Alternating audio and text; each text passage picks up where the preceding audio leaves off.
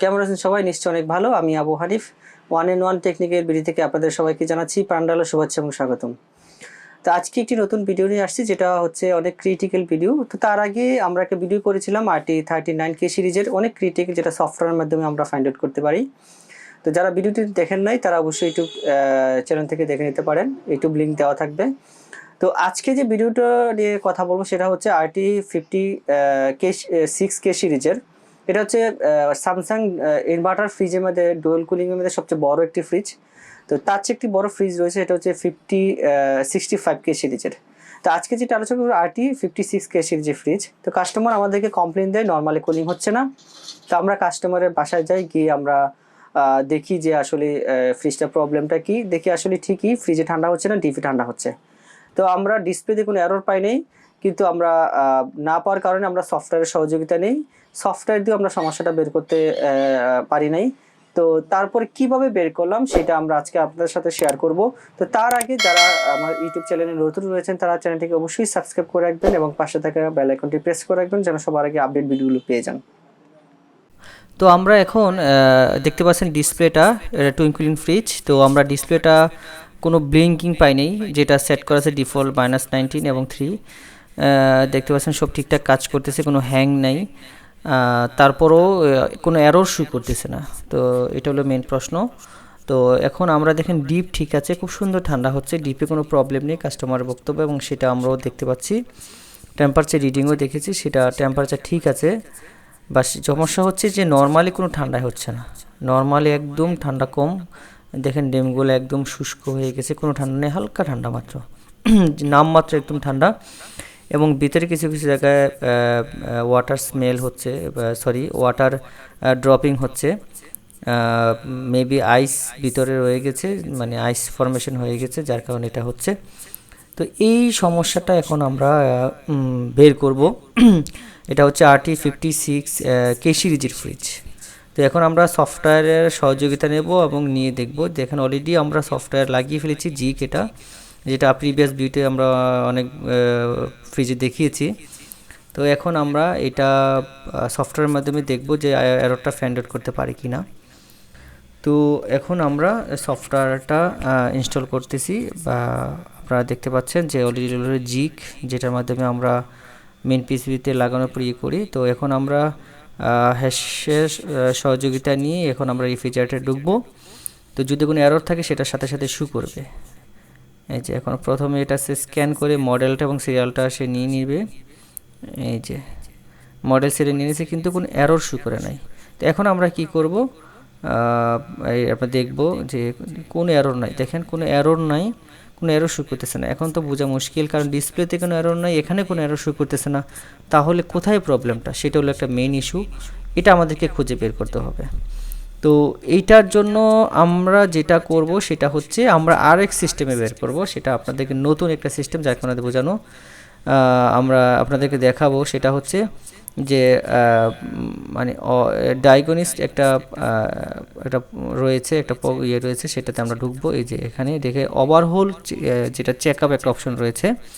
এখানে অনেকগুলো option, over cooling হলে বা উইক কুলিং হলে আমরা চাইলে এখান থেকে আমরা বাড়াতে পারি। যে ওভারঅল চেক আপে আমরা প্রেস করব। প্রেস করার পরে স্টার্টে প্রেস করলে সে কি করবে, এই এই সমস্যাটা সে এখানে এররটা শু করবে। আপনি দেখেন এখানে স্টার্টে প্রেস করব, এই যে এখানে কয়েক সেকেন্ড লাগে আমাদের। দেখেন এখানে নিড টু চেক, এখানে ওই সমস্যা চলে আসছে C22 এরর। এখানে দেখছেন নিড টু চেক, যদি এটা সাকসেস হতো তাহলে এখানে 5 দেখাতো, কিন্তু সেখানে এরর শু করতে C22 এরর। তো C22 এররটা কি সেটা আমরা এখান থেকে বের করব, যে আসলে এই সমস্যাটা কি। আপনারা দেখেন একটু, আমরা এখান থেকে ব্যাকে যাব।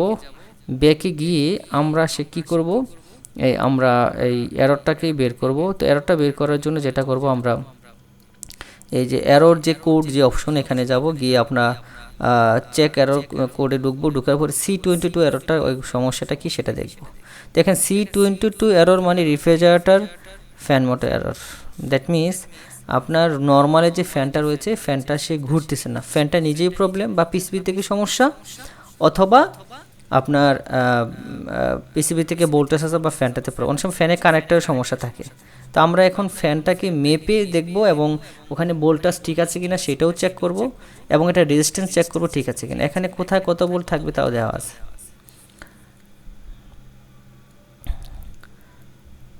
তো এখন এটা আমরা খুলবো, খুলে এটা আমরা চেক করব, আমাদের সঙ্গেই থাকবেন। দেখেন আমরা খুলেছি, দেখেন প্রচুর পরিমাণে আইস, দেখেন এখন আইস, এবং আমরা এটা দেখেছি যে ফ্যানটা ফ্রি আছে এবং আমরা এটা ফ্যানের রেজিস্ট্যান্স ঠিক আছে। এখানে যেটা সমস্যা ছিল সেটা হচ্ছে যে এখানে রাশ জমে গেছে, মানে কানেক্টর রাশ জমার কারণে সমস্যাটা হয়েছে। তো আমরা এখন পরিষ্কার করে লাগিয়ে দিয়েছি।